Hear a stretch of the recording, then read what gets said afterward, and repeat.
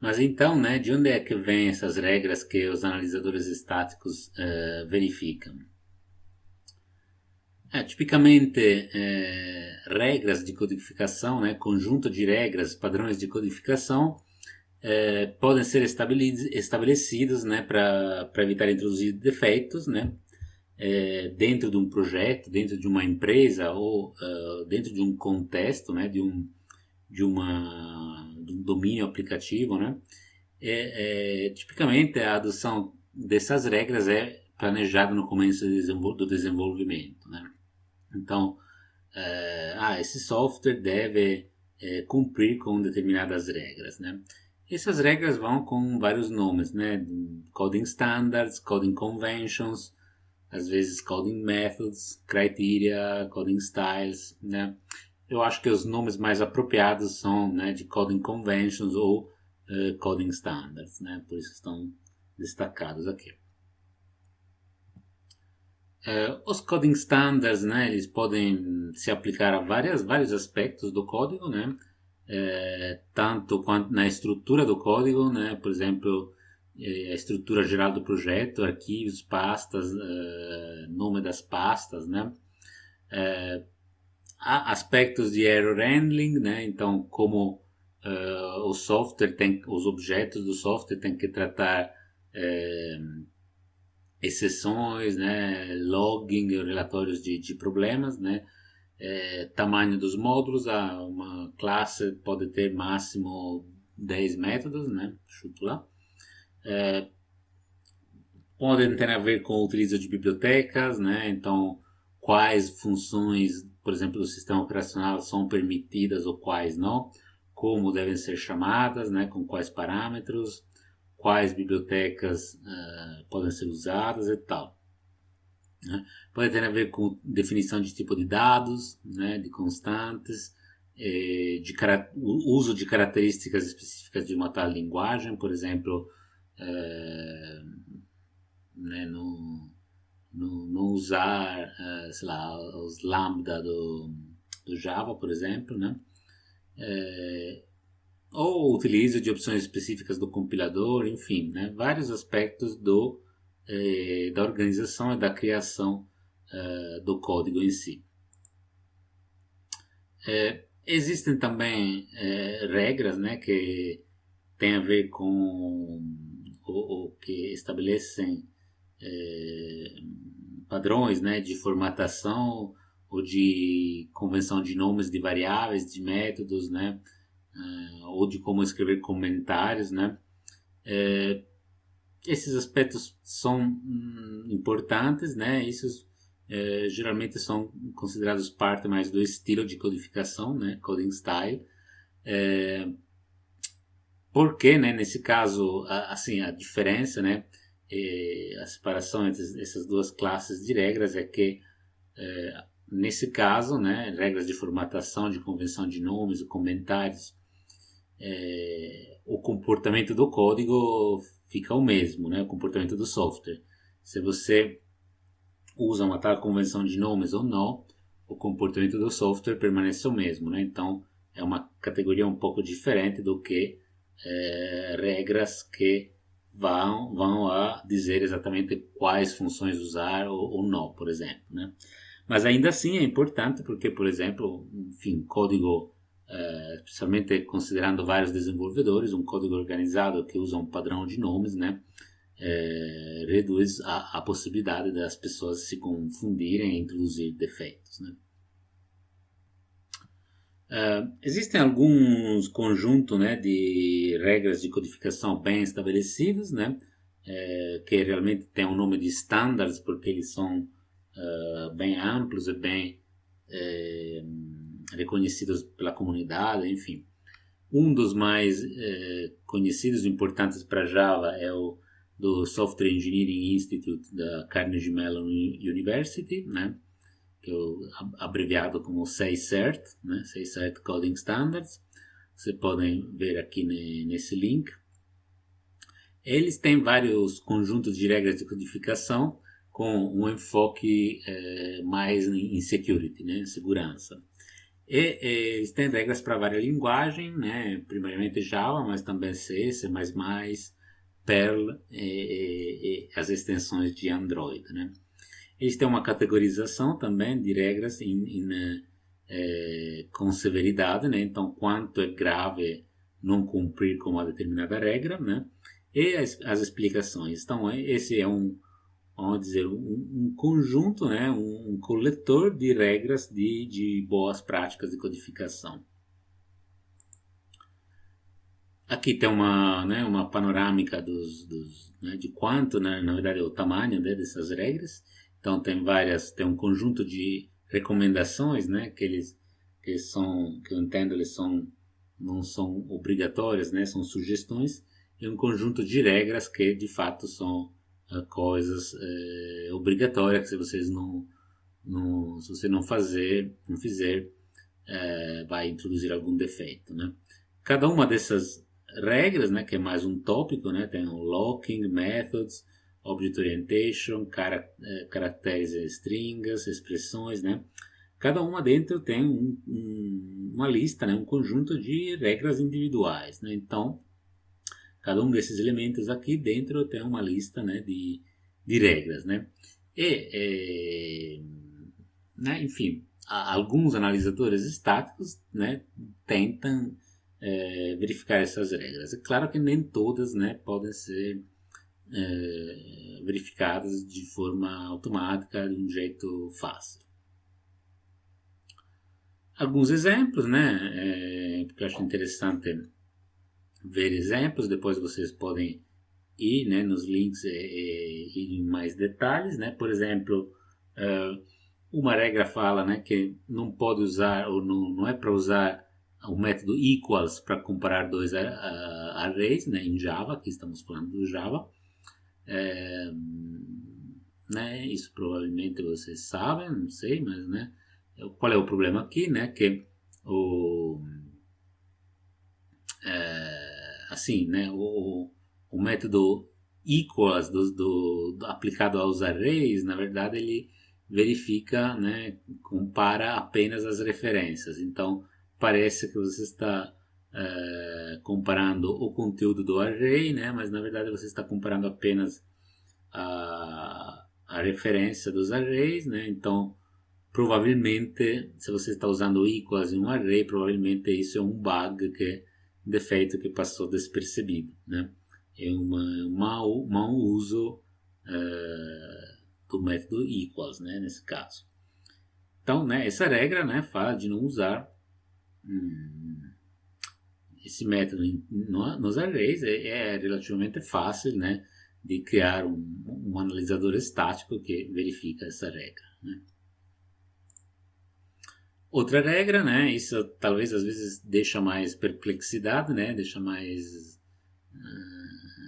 nem todo mundo sabe, enfim, nem todo mundo tem essa regra clara na mente, né, é que, né, não pode fazer catch de null pointer exception ou qualquer das suas superclasses, né. Null pointer exception, né, né, acontece quando você tenta dereferenciar uma referência em Java, né, mas a referência não é atribuída para nada, né. Por que você não deve fazer catch dessa exceção, né? Porque isso normalmente indica algum problema no código, né? Indica a existência de uma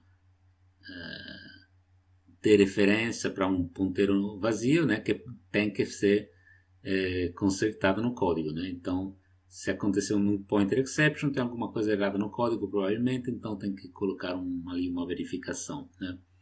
E aqui dá um exemplo, né, de código errado, né, código que viola a regra, e código bom, né, compliant, né. Então, né, essa é a ideia. Isso também é relativamente fácil, né, de verificar. Vai verificar se existe um catch com null pointer exception, né, se existir, então dá um alerta, né, e sinaliza um problema, né.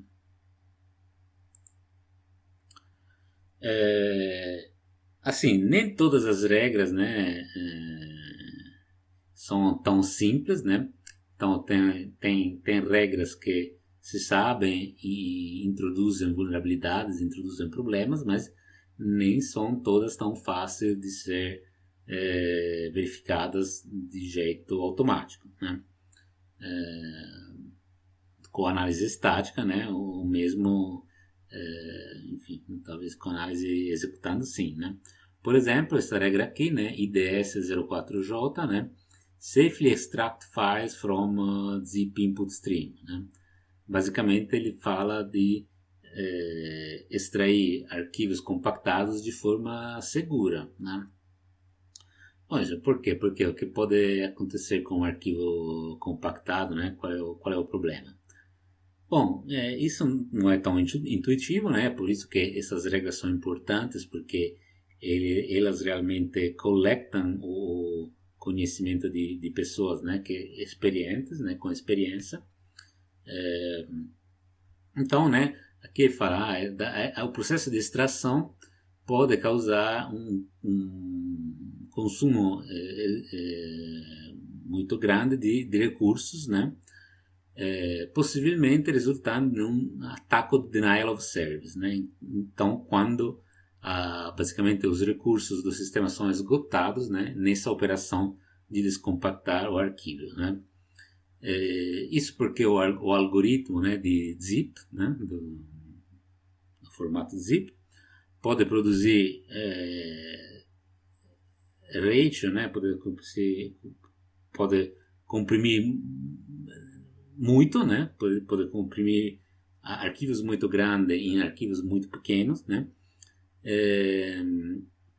Em alguns casos, aqui faz um exemplo, né, pode ter um ratio de compressão, né, uma razão de compressão de mais de 200 para 1. Né? E, assim, em alguns casos, né, claramente com arquivos realizados com o propósito de quebrar o sistema, né, você pode ter o que ele chama de zip bombs, né, que são arquivos muito pequenininhos, né, mas que, quando são descompactados, eles são descompactados gastando um monte de memória, né? Então, são arquivos aparentemente inócuos, né? Mas quando você vai descompactar, ele vai basicamente esgotar a memória do computador, né? Aqui tem um exemplo, se vocês irem aqui no link, né, da regra, tem um link para baixar um arquivo que é o 42.zip, né? Que é 42 kilobytes, né? Então, pequenininho, né? Basicamente, né, alguns milhares de caracteres, né, mas que tem 5 camadas de arquivos zip um dentro do outro em conjunto de 16, né, enfim, basicamente esses 42 kilobytes descompactam em 4.5 petabytes de dado descomprimido, né, não comprimido, que de fato vai executar a memória de qualquer computador, né? Então, o que a regra fala, né, de quando você entra, tipicamente você tenta descompactar o arquivo, entra num loop, né, que você descompacta o arquivo, é de não fazer o loop sem, assim, né? Termina o loop quando termina o arquivo, né? Tentar de verificar a cada rodada, né? Qual é o tamanho do arquivo e, no caso, parar a extração, né? Isso é um exemplo de uma regra que, né, seria difícil de pensar, mas que né, é um ataque conhecido.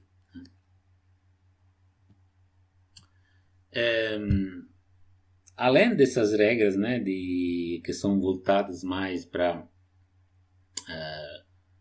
o que não fazer no código, né, para coisas a serem evitadas no código, né, existem bancos de dados, né, ou listas de vulnerabilidades, né? Um dos mais conhecidos é o Common Weakness Enumeration, o CWE, né? Que é uma lista de não exatamente vulnerabilidades, né? Weaknesses, né? De pontos de fraqueza, né? Dos sistemas, né? Que tem né? Nesse endereço aqui, né? E é assim um banco, né, de todos os pontos fracos, né, que podem gerar problemas em software, né. Eles falam que eles usam de propósito o termo weakness, né, em vez de vulnerabilidade, né, porque eles têm uma visão um pouco mais ampla, né, de que não necessariamente são coisas que podem ser aproveitadas por um atacante, né? Então, vulnerabilidade é algo que um atacante pode exploitar, né? Pode explorar para fazer um ataque ao sistema, né? Aqui, weakness, né? Fraqueza, né? Entre aspas, é alguma coisa, né? No geral, que pode causar uma falha, né? Um failure do sistema, né?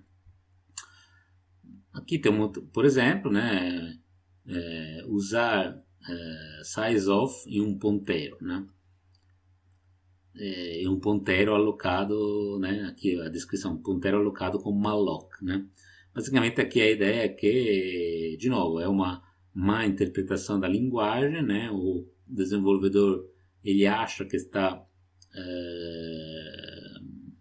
calculando o tamanho, né, da estrutura de dados, mas na verdade ele está usando size of num ponteiro, ele sempre vai ter o valor do tamanho do endereço, né, naquela plataforma, né, que é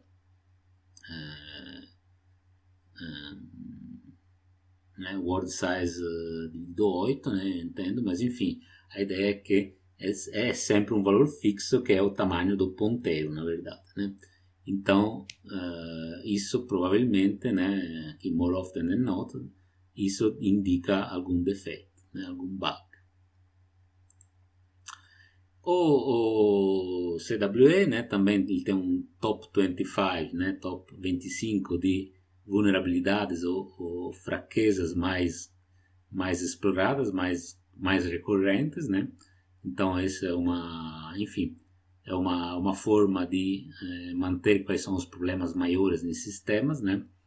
E no primeiro ponto, em primeira posição, temos, né, SQL injection, né? SQL injection, que é um dos problemas de fato mais comuns em software, especialmente web, né? Depois tem o OS Command Injection, né, que é a mesma coisa, só com execução de comandos no sistema operacional. Temos o que? Buffer overflow, cross-site scripting, né? Falta de autenticação, né? Enfim, alguns problemas típicos, né? Que né? acontecem em sistemas, né? Então, essas listas, né, podem ser usadas para checklist, né, de alguma forma, para dizer, olha, vamos ver se eu considerei esse problema, se eu tenho alguma contramedida, né, se alguma forma de prevenir esse problema, né. Além desses conjuntos de regras, né, que existem, são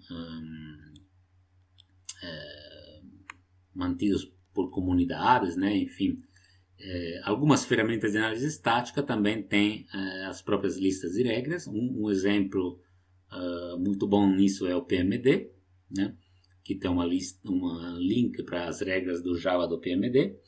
E essas regras também abrangem vários aspectos, né, desempenho, security, organização, tamanho do código, nomes de variáveis, de classes, formatação de comentários e tal, né.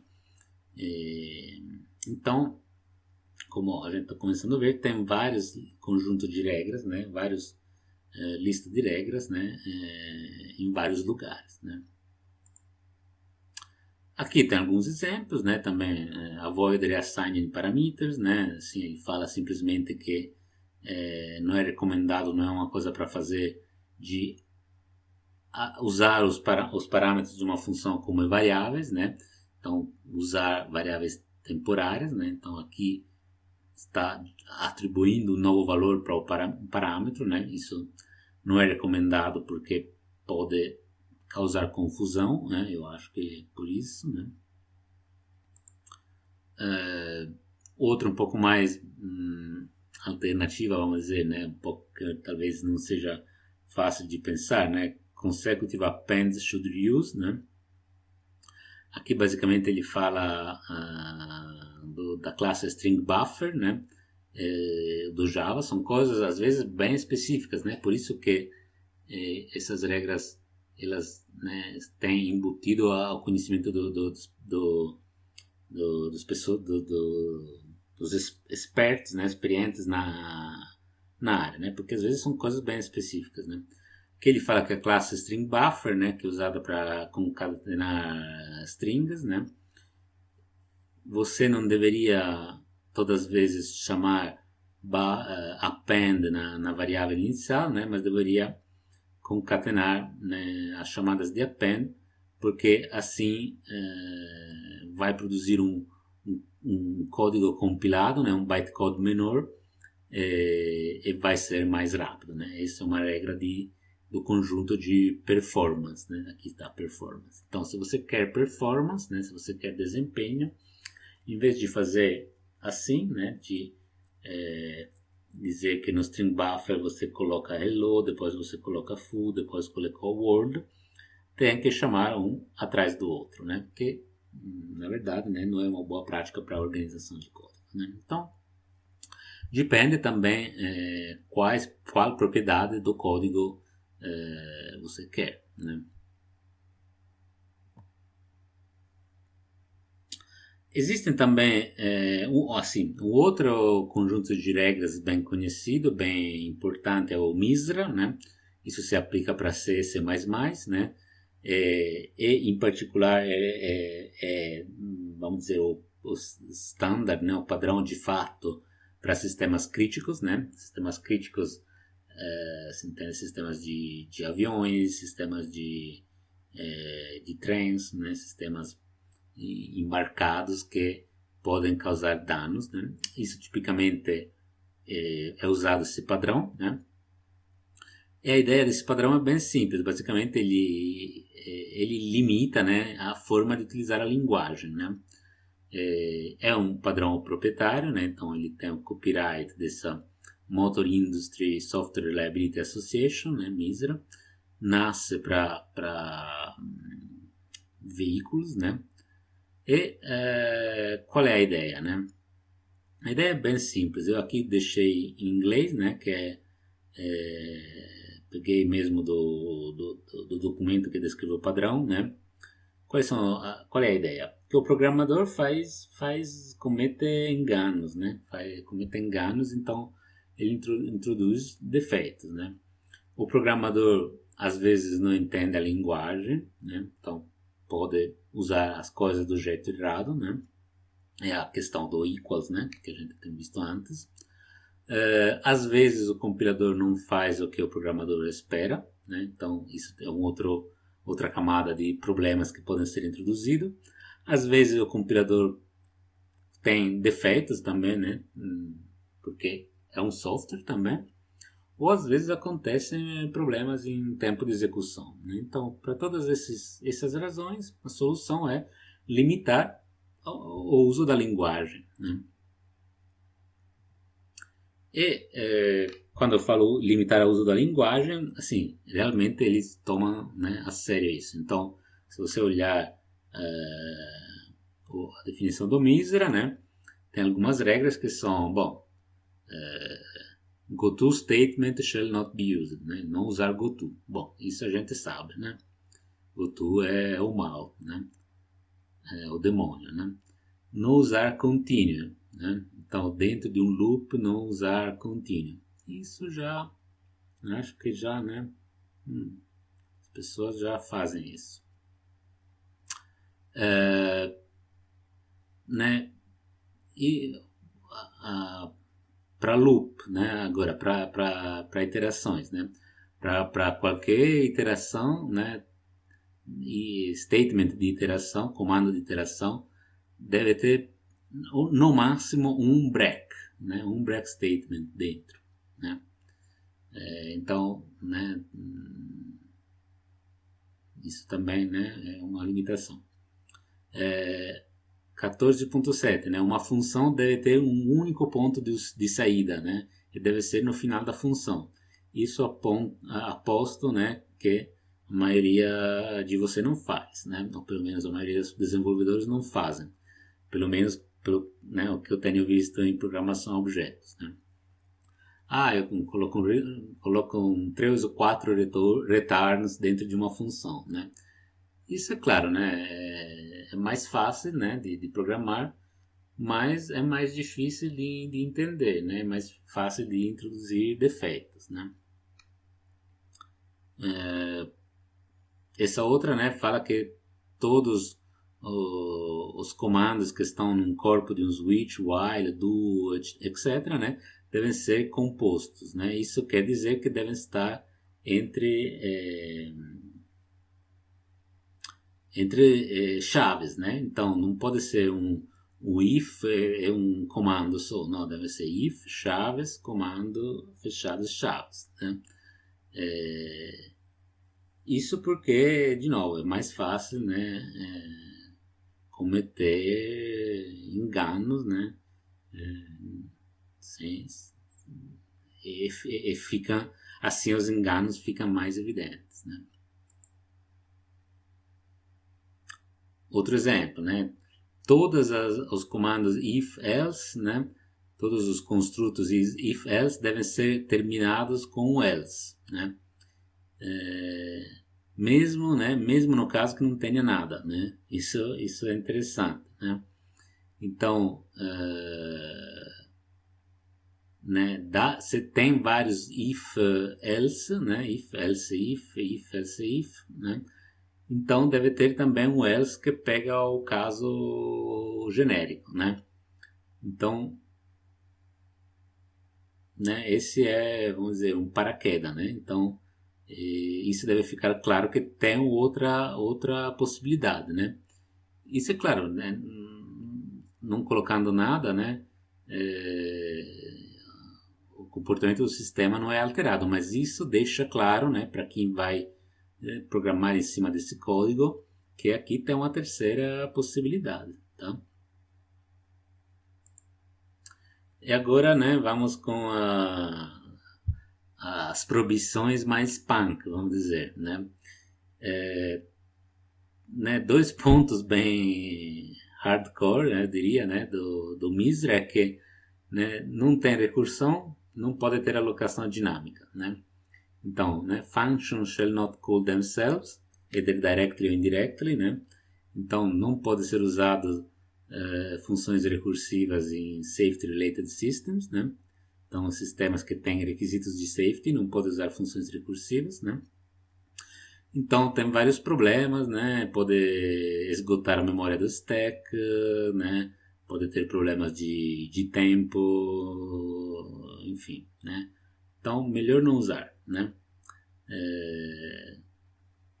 Para mais ou menos a mesma razão, né? Não pode usar alocação dinâmica, né? Então, você não pode usar malloc, né? Alloc, enfim, não pode alocar dinamicamente memória, né? Como que você faz normalmente no C, né?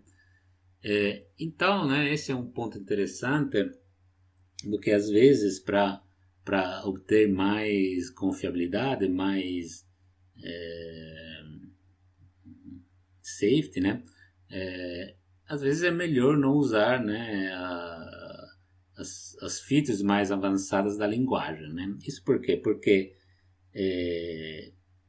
né, aquela coisa, né, que o desenvolvedor pode não entender bem a linguagem, o compilador pode não funcionar bem, então tem vários problemas aí que fica mais difícil também detectar no caso tenha algum problema, né?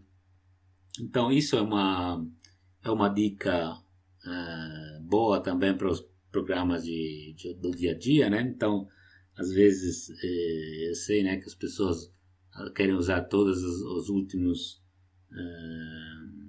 funcionalidades, né? Por exemplo, aquele Lambda lá, Lambda Streams do Java, né?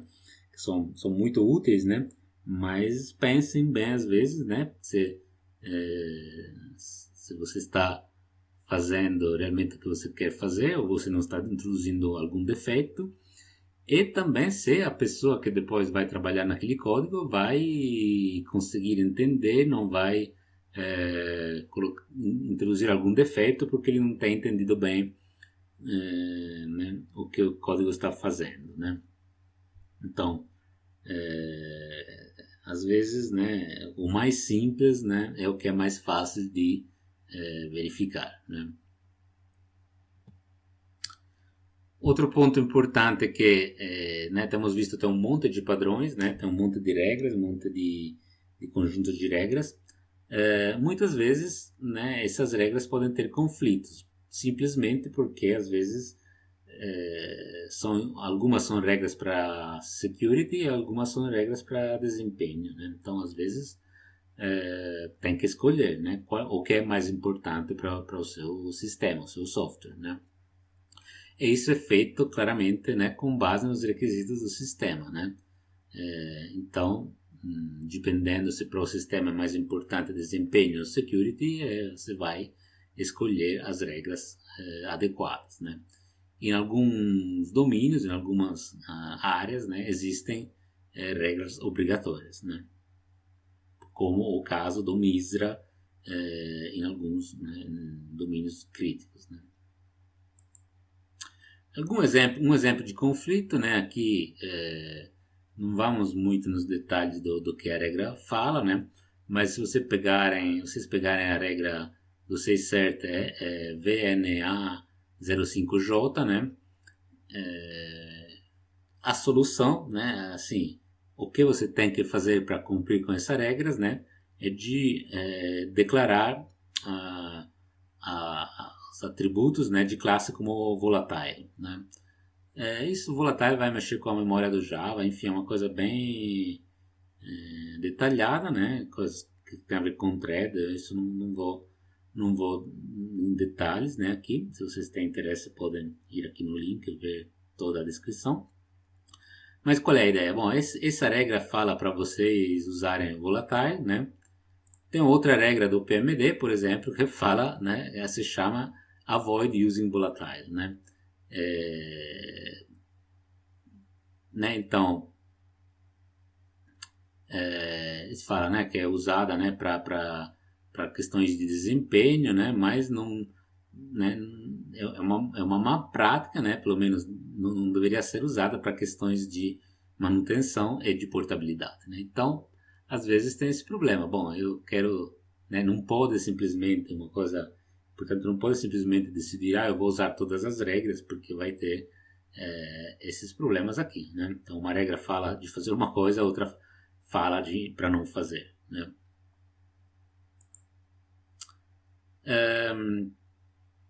Tá, então, como eu estava falando, né, em setores críticos, né, carros, especialmente agora carros autônomos, aviões e tal, existem padrões industriais, né, que devem ser respeitados para garantir segurança no sentido de safety, né? Então, safety standards, garantir que o sistema não faz dano a pessoas ou ao ambiente, né? E alguns exemplos, né, são padrões, por exemplo, né, isso aqui da NASA, né? Isso aqui da ISO, que é para veículos, né, para carros, né? Isso Senelec 50128 para trens, né? Railway Applications, Communication e tal, né? Então, tipicamente, eles requerem você fazer algumas atividades de verificação no sistema para você poder colocar o sistema em produção, né? Então, tipicamente, eles, né, no lado que trata do software, eles requerem o uso de alguns padrões de codificação, né? Ou, às vezes, ele manda até usar regras específicas, né? Então, isso né? Então, coding standards, análise estática é uma prática bem usada, né?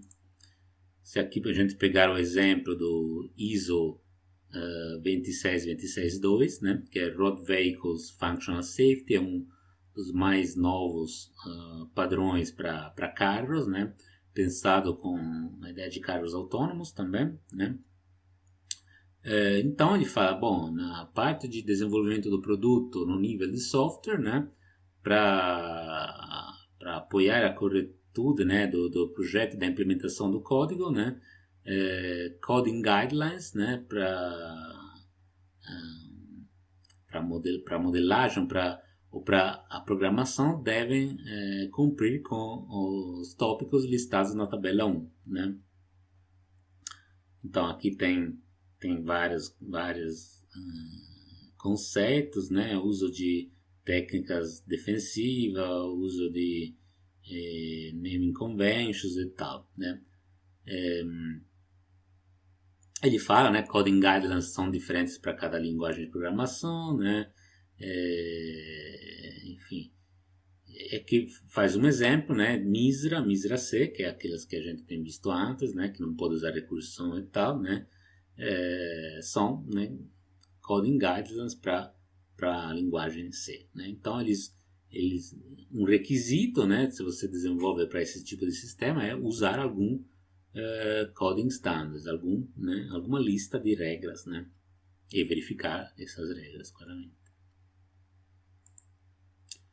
Então, né, resumindo, né, a verificação estática, né, é a ideia de procurar defeitos em um sistema sem executá-lo, né, só olhando ali de forma estática os artefatos, né, revisões e inspeções, né, mas né, que podem ser feitas em vários tipos de artefatos, códigos, documentos e modelos, né, mas também algumas coisas podem ser feitas de forma automatizada, né, em particular, né, análise estática do código, né, que basicamente ter ferramentas que analisam o código de forma automatizada, né.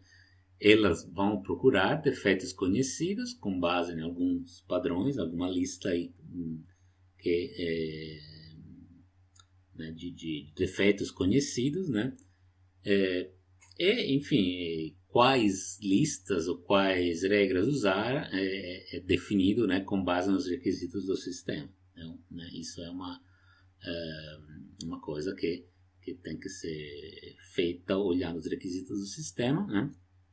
E com integração contínua também essas análises, né, podem ser feitas a cada alteração do sistema, né, a cada commit no repositório.